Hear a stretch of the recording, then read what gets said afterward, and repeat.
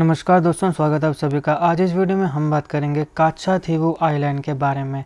Strategically India और श्रीलंका के लिए ये काफ़ी इंपॉर्टेंट आइलैंड है, जो कि इंडिया और श्रीलंका के बीच में पाक स्टेट में पाया जाता है। अभी हाल ही में हमारे देश के प्रधानमंत्री श्री नरेंद्र मोदी जी ने अपने खिलाफ ओपोजिशन के द्वारा लाए गए नो कॉन्फिडेंस मोशन के ऊपर बोलते हुए काच्छाथीवू आइलैंड को मेंशन किया। तो आज इस वीडियो में हम देखें कि काच्छाथीवू आइलैंड है क्या, स्ट्रेटेजिकली ये इंडिया के लिए क्यों इंपॉर्टेंट है और कैसे इसको इंदिरा गांधी ने श्रीलंका को दे दिया था, क्या कारण था, किस प्रकार की एग्रीमेंट्स थी और क्यों भारत में कुछ लोग चाहते हैं कि काच्छाथीवू आइलैंड को दोबारा इंडिया के साथ जोड़ा जाए। और अंततः सवाल ये कि क्या आज के समय काच्छाथीवू आइलैंड को दोबारा भारत के साथ जोड़ना ये पॉसिबल है या नहीं है। विस्तार से इस लेक्चर में इस टॉपिक को कवर करने वाले हैं। आप इस वीडियो को अंत तक देखिएगा। चैनल पर नए तो सब्सक्राइब अवश्य करिएगा।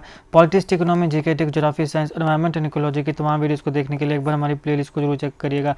जैसे कि मैंने आपको कहा कि प्रधानमंत्री श्री नरेंद्र मोदी जी ने अपने नो कॉन्फिडेंस मोशन के ऊपर जब वो बात कर रहे थे, जो उनके खिलाफ ओपोजिशन ने लाया था, तो उस टाइम उन्होंने इसको मेंशन किया था। तो इस हिसाब से ये करंट अफेयर्स के पर्सपेक्टिव से काफ़ी इंपॉर्टेंट है। नो कॉन्फिडेंस मोशन क्या होता है, पहले कौन कौन से प्राइम मिनिस्टर्स के खिलाफ लाया गया है, कितने प्रधानमंत्रियों के खिलाफ कितनी बार लाया गया है, सबसे ज़्यादा बार कौन से प्राइम मिनिस्टर के खिलाफ लाया गया है और कौन से ऐसी सरकार थी जो नो कॉन्फिडेंस मोशन की वजह से गिरी थी। इन सारे टॉपिक्स को मैंने एक अलग वीडियो में कवर किया है। आप इंडियन पॉलिटी की मेरी प्लेलिस्ट में जाइए, वहाँ पर आपको नो कॉन्फिडेंस के ऊपर वो वीडियो मिल जाएगी, या फिर वो वीडियो का लिंक मैं आपको डिस्क्रिप्शन बॉक्स में दे दूंगा। क्योंकि नो कॉन्फिडेंस मोशन काफ़ी खबरों में है, तो उसे भी एक बार जरूर देखिएगा, आपके एग्जामिनेशन के लिए काफ़ी इंपॉर्टेंट है। चलिए दोस्तों, शुरुआत करते हैं काच्छाथीवू आइलैंड के बारे में। देखिए दोस्तों, काच्छाथीवू आइलैंड ये एक अनइनहैबिटेड आइलैंड है। अनइनहैबिटेड का मतलब हुआ कि यहाँ पे कोई भी रहता नहीं है। अनइनहैबिटेड ये आइलैंड है जो कि पाक स्टेट में पाया जाता है। तो देखिए, ये है हमारा प्यारा भारत, ये है श्रीलंका, इनके बीच में आता है पाक स्टेट। यहाँ पे ये आइलैंड पाया जाता है। कहा जाता है कि ये आइलैंड का जो ओरिजिन है ये वोल्केनिक इरप्शन है, यानी ये वोल्केनिक इरप्शन की वजह से बना था। 285 एकड़ लैंड में फैला ये आइलैंड मिडाइवल पीरियड में जाफना किंगडम का हिस्सा हुआ करता था, जो बाद में राजा ऑफ रामनाथ के अंडर आ गया।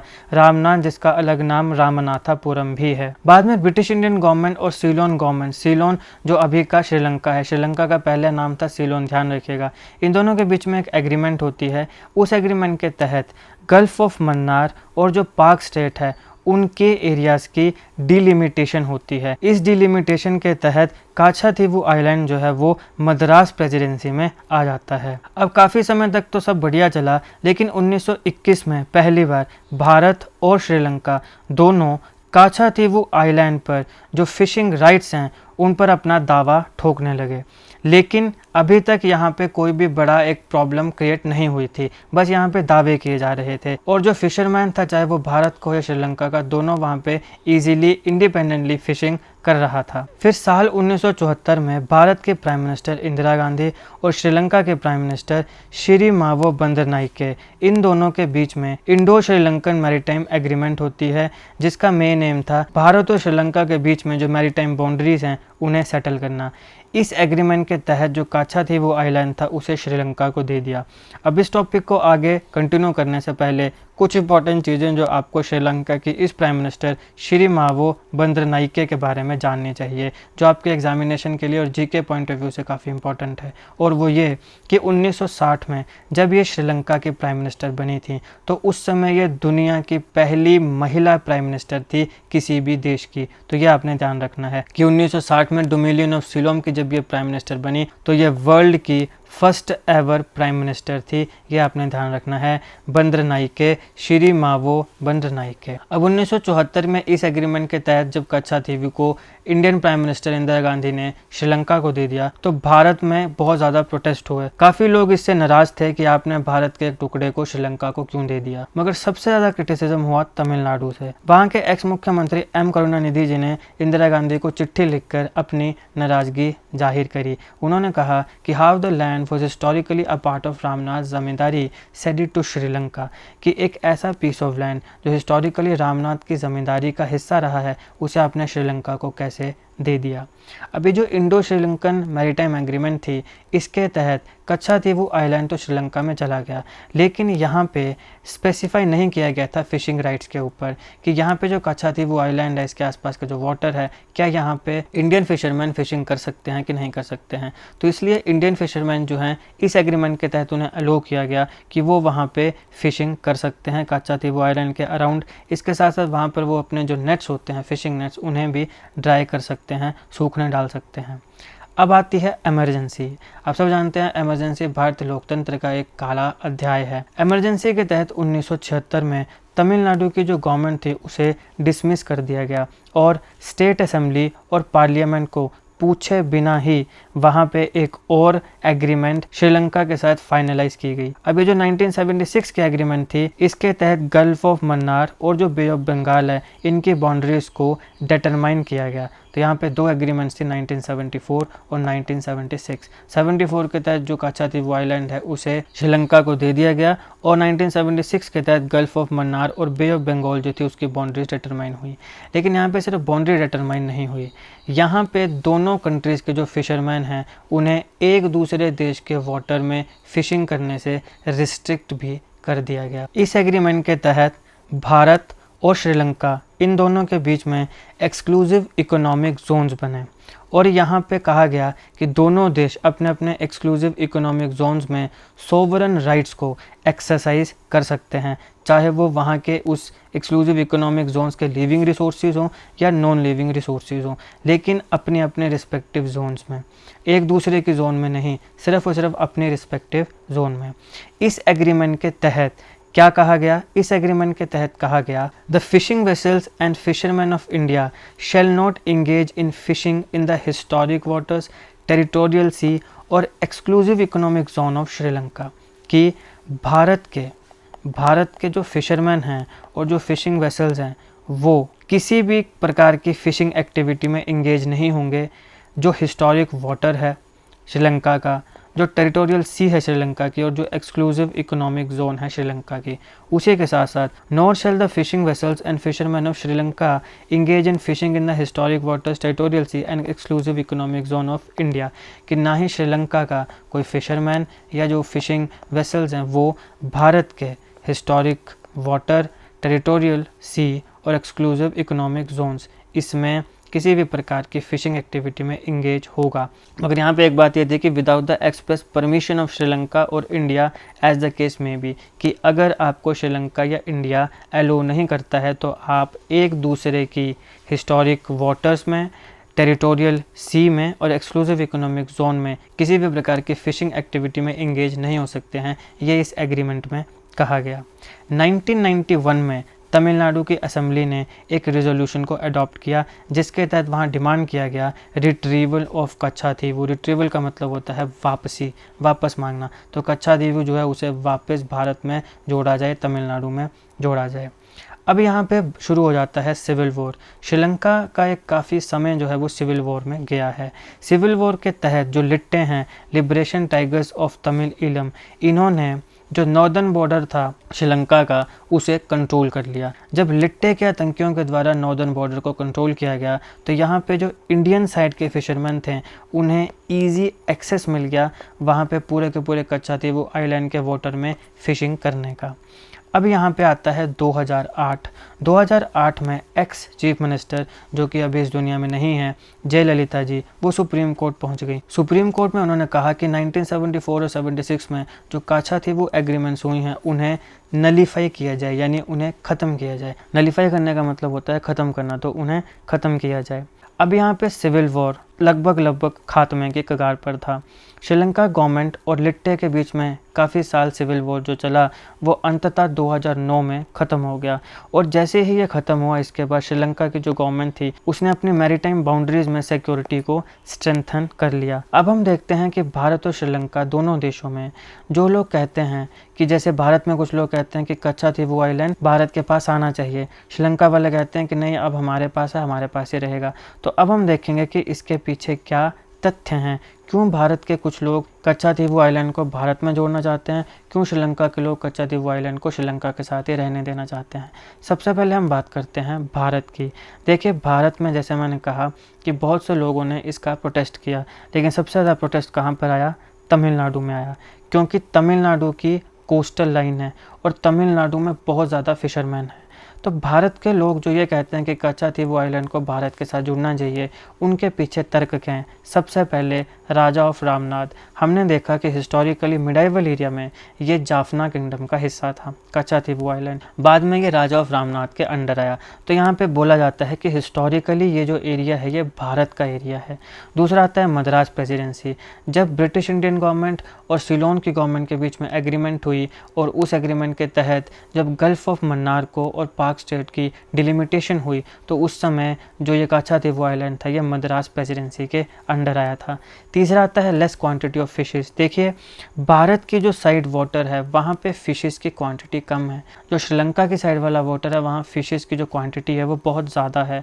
तो अगर वहाँ पे या तो भारत के साथ मिल जाए या फिर वहाँ पे फ़िशिंग के राइट्स इंडियन फिशरमैन को मिल जाएँ, तो हमारे देश के जो फिशरमैन हैं उनको भी अच्छे से वहाँ पे फिशेस मिलेंगी, वो अच्छे से फिशेस को कैच कर पाएंगे, तो उससे फिर वो ज़्यादा से ज़्यादा फिशेस को बेचेंगे, तो अच्छे से उनका घर परिवार भी चल पाएगा। क्योंकि जो हमारी साइड वाला वाटर है वहाँ पे फिशेस की जो क्वांटिटी है वो काफ़ी कम है। नेक्स्ट आता है वेदर कंडीशंस। अब देखिए, मैंने जैसे आपको बताया कि 2009 में जैसे ही श्रीलंका और लिट्टे के बीच का सिविल वॉर ख़त्म हो गया, श्रीलंका की जो गवर्नमेंट थी उसने जो उनकी मैरीटाइम बाउंड्री है उसे स्ट्रेंथन करना शुरू कर दिया।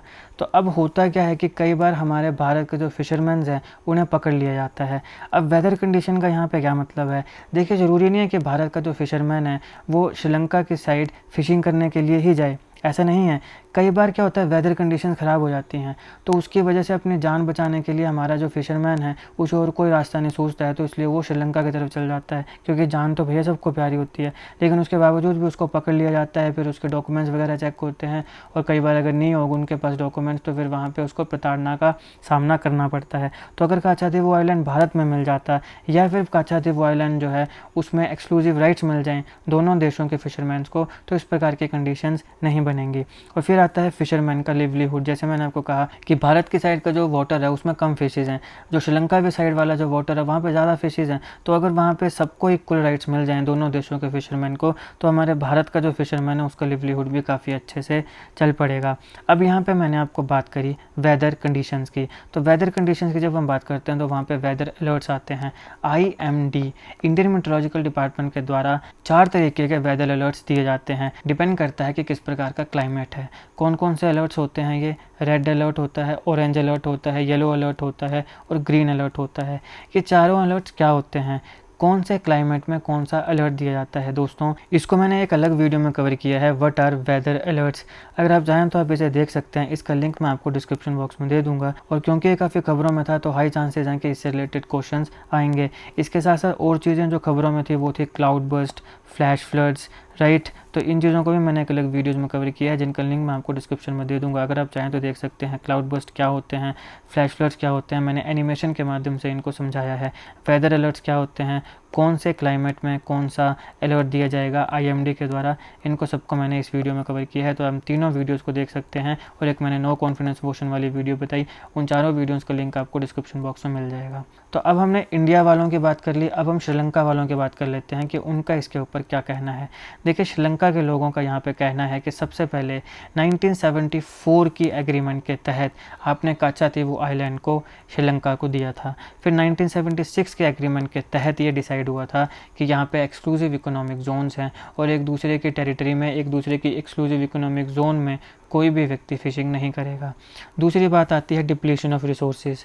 श्रीलंका का ये कहना है कि वहाँ के जो रिसोर्सेज हैं, उनकी जो एक्सक्लूसिव इकोनॉमिक जोन है कच्चाथीवू आइलैंड के पास, वहाँ पे जो रिसोर्सेज हैं वो डिप्लीट हो रहे हैं और इस डिप्लीशन की वजह से श्रीलंका का जो फिशरमैन है उसको नुकसान पहुँच रहा है और श्रीलंका की जो इकोनॉमी है उसके ऊपर भी काफ़ी बुरा असर पड़ रहा है। तो इसलिए हमारे यहाँ पे क्योंकि रिसोर्सेज डिप्लीट होते जा रहे हैं, तो इसलिए कच्चाथीवू आइलैंड के ऊपर कोई कॉम्प्रोमाइज़ नहीं होगा। तो अब यहाँ पे सवाल ये है कि क्या भारत के लिए कच्चाथीवू आइलैंड को दोबारा भारत के साथ मिलाना क्या ये पॉसिबल है?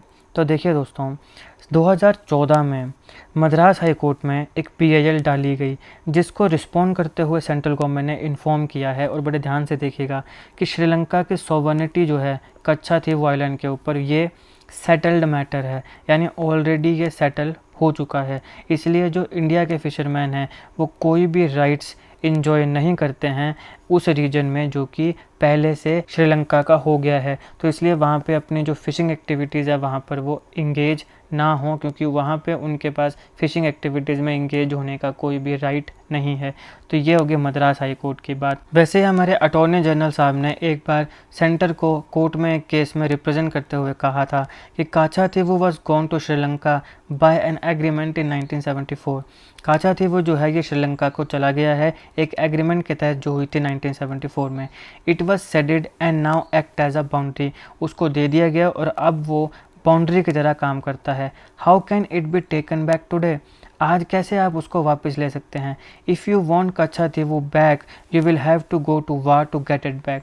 अगर आप काच्छाथीवु को वापस लाना चाहते हैं तो आपको उसके लिए युद्ध करना पड़ेगा, ये कहना है हमारे अटॉर्नी जनरल साहब का। तो इससे आप समझ सकते हो कि काच्छाथीवु आइलैंड को वापस रिट्रीव करना ये कोई इतना भी आसान बात नहीं है। मगर साल 2015 में श्रीलंका के प्राइम मिनिस्टर के द्वारा एक ऐसी बात कही गई जिससे काफ़ी इंडियंस को गुस्सा भी आया और काफ़ी इंडियंस को बुरा भी लगा। चेन्नई बेस्ड एक तमिल चैनल जिसका नाम है थांती टीवी, इसको एक इंटरव्यू देते समय रनिल विक्रमसिंघे जी ने कहा कि Indian fishermen may be shot if they intrude into Sri Lankan waters, कि अगर भारत का जो फिशरमैन है वो श्रीलंका के वाटर में आता है तो उसको शूट तक किया जा सकता है। एग्जैक्ट वर्ड्स इनके ये थे कि why are you coming into our waters, why are you fishing in our waters, stay on the Indian side, there will be no issue, no one will shoot anyone else, you stay on the Indian side, let our fishermen stay on the Sri Lankan side, otherwise don't make accusations of human rights violation by the navy, you came in here। इसका मतलब ये हुआ कि तुम हमारे पानी में हमारे वाटर में क्यों आ रहे हो, तुम वहाँ पे आके क्यों फ़िशिंग कर रहे हो, तुम अपने इंडिया के साइड में रहो तो कोई इशू नहीं रहेगा। अगर तुम अपने भारत के साइड रहते हो तो कोई भी तुम्हें शूट नहीं करेगा, तुम इंडियन साइड में रहो और जो श्रीलंका के फिशरमैन हैं उन्हें श्रीलंका के साइड रहने दो। अदरवाइज़ अगर तुम श्रीलंका के टेरिटरी में आते हो ये मत कहना कि हमारी श्रीलंका की जो नेवी है वो ह्यूमन राइट्स वायलेशन कर रही है क्योंकि तुम हमारे एरिया में आए हो। तो यहाँ पे जो ये बात हुई ह्यूमन राइट्स वायलेशन की, तो सीधा सीधा इसका यह मतलब था कि हम तुम्हें शूट कर देंगे। तो ये बात कही गई रनिल विक्रमसिंघे के द्वारा, जो कि काफ़ी क्रिटिसाइज़ भी किया गया न सिर्फ भारत में बल्कि पूरी दुनिया में। तो ये है काच्छाथीवु आइलैंड का पूरा इशू कि पहले ये इंडिया का पार्ट था, फिर किस प्रकार से ये श्रीलंका के पास गया और अभी यहाँ पे इंडिया के लोग क्या कहते हैं भाई क्यों काच्छाथीवु आइलैंड भारत का होना चाहिए, श्रीलंका के लोग क्या कहते हैं। अब अंततः काच्छाथीवु आइलैंड के बारे में कुछ चीज़ें आपको पता होनी चाहिए जो आपके एग्जामिनेशन के लिए काफ़ी ज़रूरी है। यहाँ पर एक सेंट एंथनी का चर्च है, ये है सेंट एंथनी का चर्च। इसे तमिलनाडु के एक तमिल कैथोलिक जिनका नाम था श्रीनिवासा पदाइची उन्होंने बनाया था। ये जो चर्च है ये डेडिकेटेड है एंथनी ऑफ पाडुआ को, जो कि पैट्रॉन सेंट ऑफ फिशरमैन ऐसा माना जाता है। हर साल फरवरी में रामेश्वरम से हज़ारों की संख्या में जो डिवोटीज़ हैं वो इस 110 साल पुराने सेंट एंथनी चर्च में आते हैं। अब यहाँ पर भी कंट्रोवर्सी है। प्रॉब्लम ये है कि इंडियन फ्लैग्स को अलो नहीं किया जाता है इस फेस्टिवल में कैरी करना। तो मान लो कोई भी फिशरमैन है वो अपनी बोट में जिन भी लोगों को पिलग्रिम्स को एक जगह से दूसरी जगह लेके जा रहा है उसको अलो नहीं है कि वो अपनी बोट में इंडियन फ्लैग को फिक्स नहीं कर सकता अपनी आइडेंटिफिकेशन के लिए। दूसरा एक कंसर्न यहाँ पे ये है इलीगल इमिग्रेंट्स। तो ऐसा हो सकता है कि इस फेस्टिवल का यूज़ करके श्रीलंका और इंडिया दोनों देशों के बीच में कुछ लोग जो हैं वो एक दूसरे की टेरिटरी में घुस जाएं इलीगली, तो ये भी इसका एक कंसर्न है। तो ये था दोस्तों काच्छाथीवु आइलैंड से रिलेटेड सारे इंपॉर्टेंट फैक्ट जो आपको पता होने चाहिए। अगर आपको वीडियो अच्छी लगी हो तो लाइक करिएगा, शेयर करिएगा। Politics, economy, GK, geography, science, environment and ecology की तमाम वीडियोज़ को देखने के लिए एक बार हमारी प्लेलिस्ट को जरूर चेक करिएगा। अगर आपको हमारे लेक्चर में कोई कमी लगी हो तो हमें कमेंट बॉक्स में जरूर बताइए। हम चाहते हैं कि आप हमारी कमियों को हमें बताएं ताकि हम अपने आप को और इम्प्रूव कर सकें और अच्छे से अच्छा कंटेंट आप तक ला सकें। अगर आपको हमारी वीडियो में कुछ भी अच्छा लगा हो तो भी कमेंट बॉक्स में ज़रूर बताइएगा, क्योंकि जब आप अच्छे कमेंट करते हैं तो उससे भी हमें मोटिवेशन मिलता है और ज़्यादा मेहनत और हार्ड वर्क करने का मन करता है। जीके करंट अफेयर की ऐसी वीडियोज़ को देखने के लिए हमारे चैनल को सब्सक्राइब करिएगा। Thank you so much for watching.